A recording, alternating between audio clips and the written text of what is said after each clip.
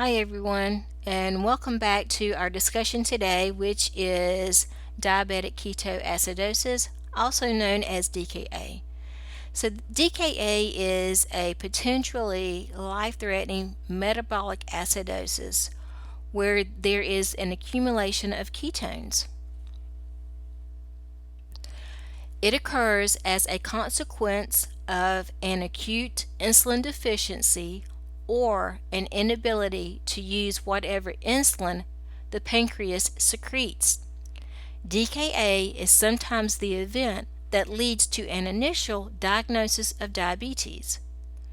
Now, DKA can develop despite the client's attempt to adhere to a prescribed regimen.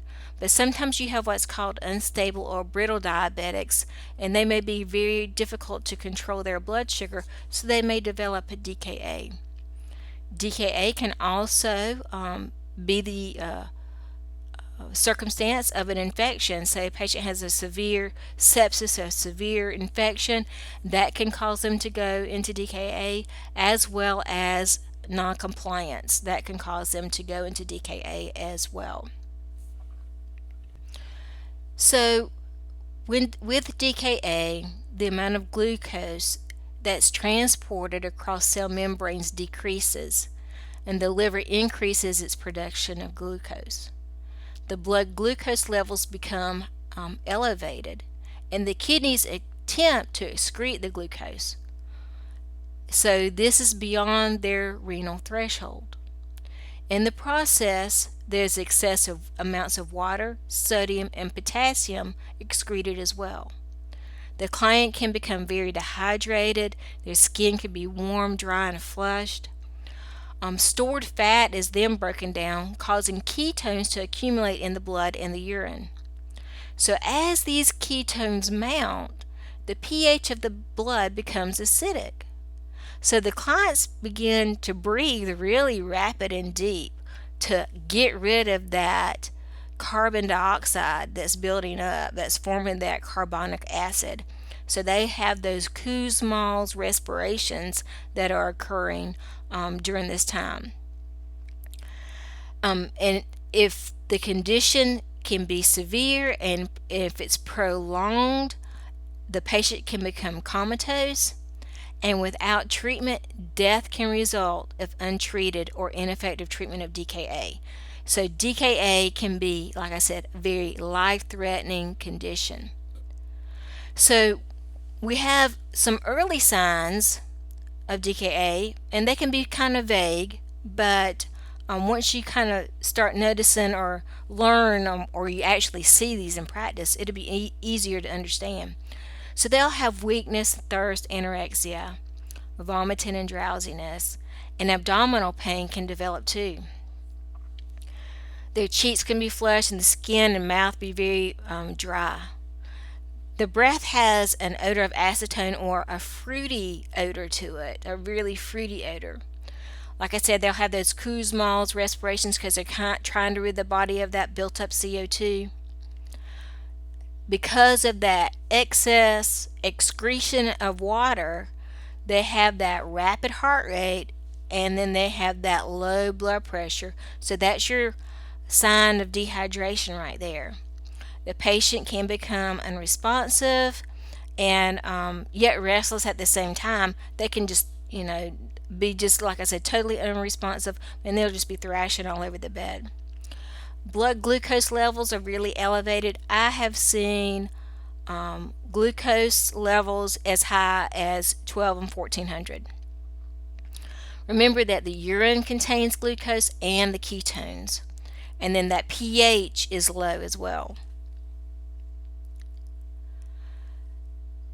So they have that excretion of that sodium and potassium levels, and that as well as that excess water, and that leads to the dehydration.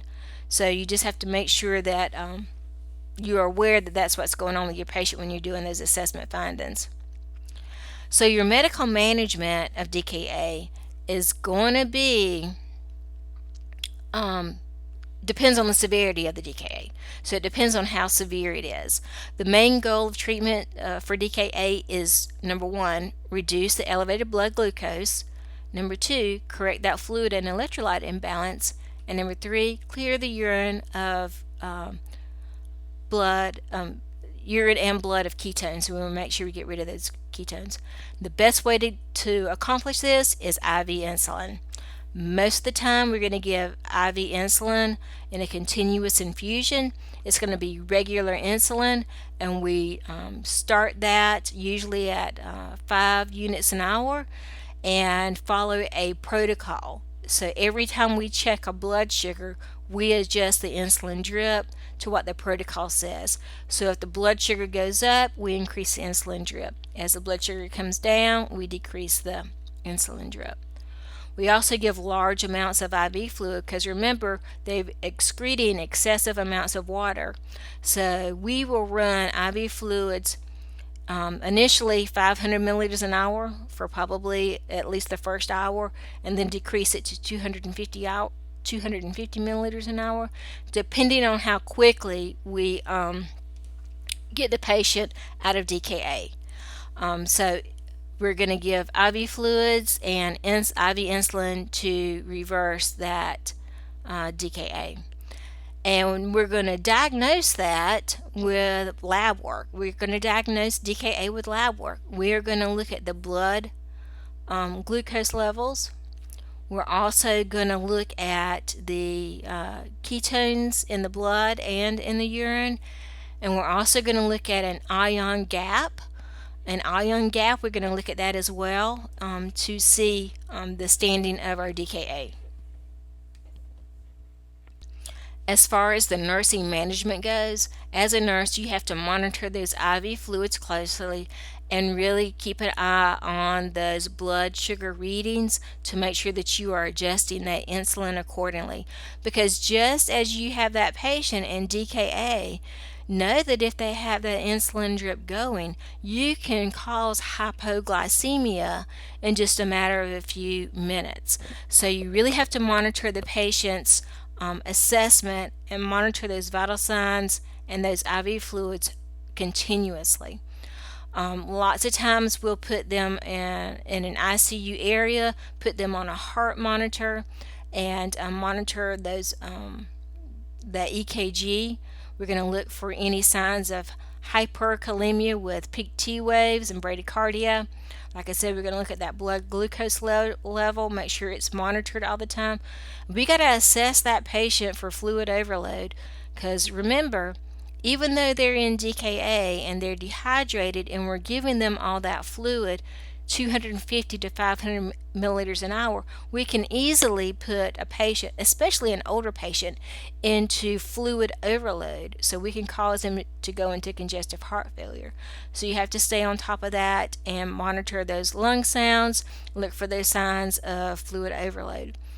Sometimes, depending on the severity and the treatment that we're using, we may have to put it in a Foley catheter to really keep a close eye on that intake and output. And like I said, the electrolytes, monitor those potassium, sodium, and magnesium levels.